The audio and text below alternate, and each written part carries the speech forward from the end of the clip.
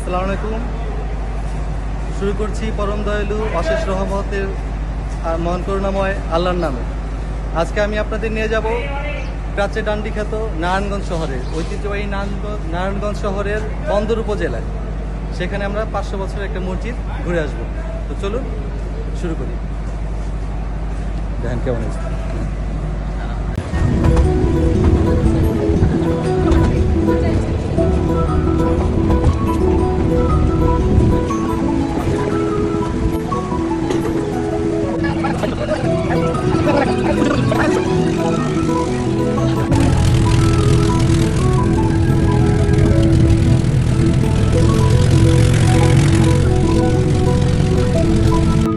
প্রিয় বন্ধুরা, আমরা এখন চলে আসলাম ঐতিহাসিক নারায়ণগঞ্জ জেলার বন্দর উপজেলার।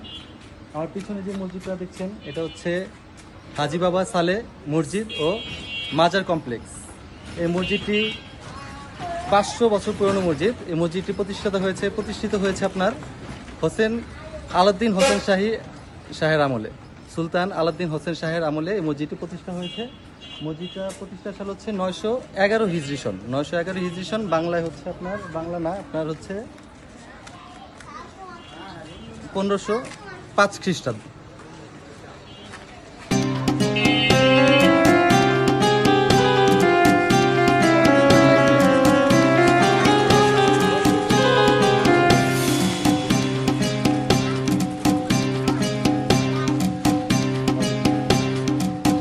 চলুন আমরা মসজিদের ভিতরে ঢুকি।